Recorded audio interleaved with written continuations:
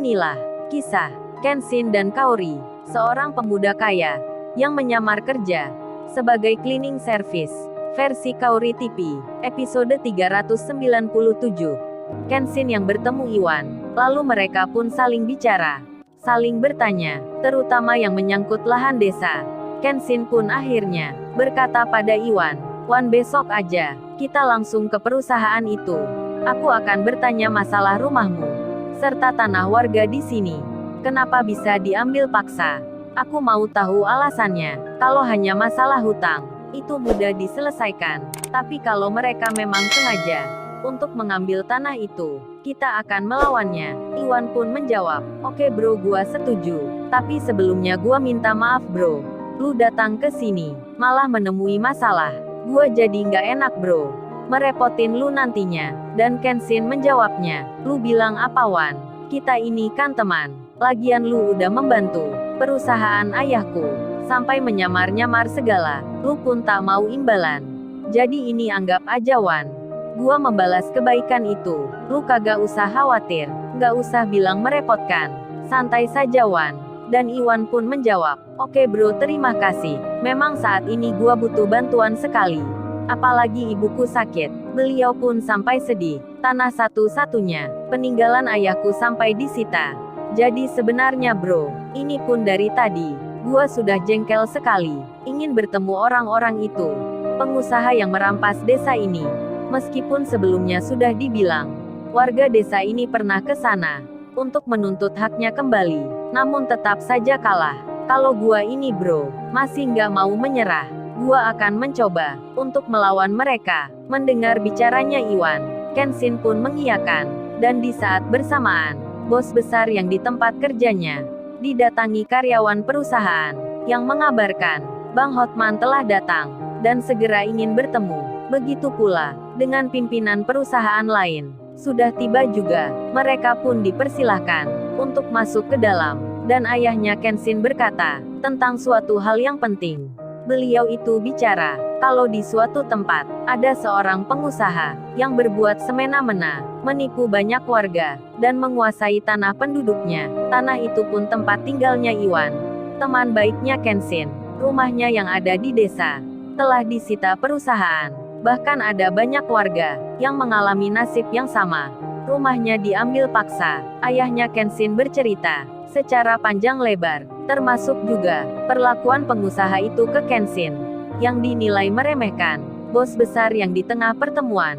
Beliau pun memerintahkan agar masing-masing orang untuk datang ke sana secara bersama-sama, membebaskan tanah warga dari cengkraman pengusaha Bang Hotman, Pak David, Pak Michael, bahkan ayahnya Kaori, serta pula pimpinan yang lain, termasuk Pak Andi. Mendengar itu semua, mereka pun juga sama, merasa tak terima, saat tuan muda direndahkan.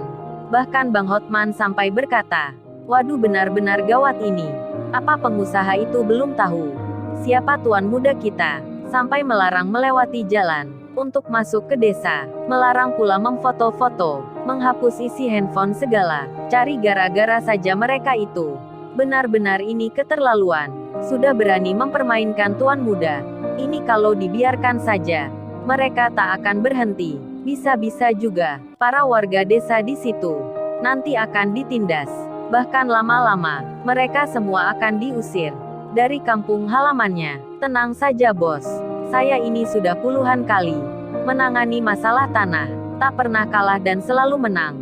Saya sudah hafal betul liku-liku jalannya. Bang Hotman ini siap membantu, siap pula memberikan pelajaran pada pengusaha yang sombong itu.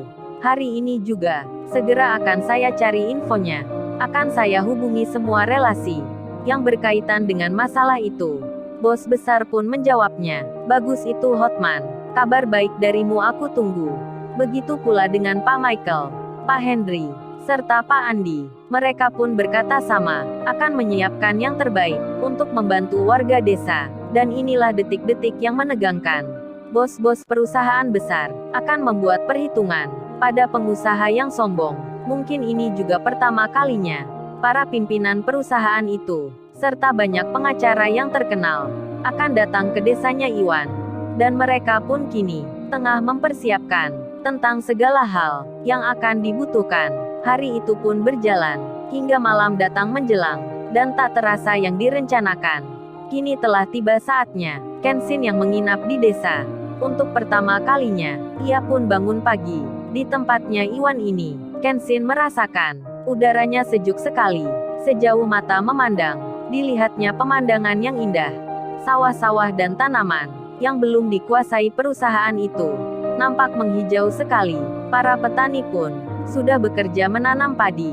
Kenshin merasakan begitu tenangnya melihat apa yang ada di sekitarnya, apalagi sambil meneguk kopi. Suasana ini begitu nikmatnya. Karena hal itu, Kenshin pun bertekad untuk menolong Iwan agar desa ini bisa lepas dari cengkraman pengusaha yang tak bertanggung jawab. Kenshin merasa sayang sekali kalau suasana desa di sini tak menjadi lestari, alamnya tak indah lagi. Dan kemudian, setelah makan pagi, ketika menginjak pukul 8, Kenshin dan Iwan akhirnya berangkat menuju ke perusahaan yang tempatnya itu sangat jauh dari desa, berada di jalan raya di tengah-tengah kota. Iwan yang meminjam motor tetangganya, yang tak lain teman desanya, yang bernama Paijo itu, sempat dilarang dan dinasehati. Wan, percuma saja Wan lu kesana.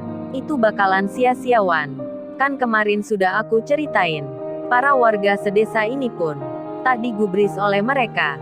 Pulang tak dapat apa-apa, malah dapat lelah dan rasa kecewa. Lu malah kesana lagi, mengulang kesalahan yang sama. Iwan menjawab, itu kan kemarin Jo Paijo. Sekarang itu sudah berbeda. Ini gua kesana nggak sendiri, tapi sama teman gua. Lu belum tahu dia Jo. Dia ini anaknya orang kaya. Gua yakin akan mendapat hasilnya. Kita akan menang. Nah kalau gua sendiri saja, itu pantas lu bilang begitu Jo.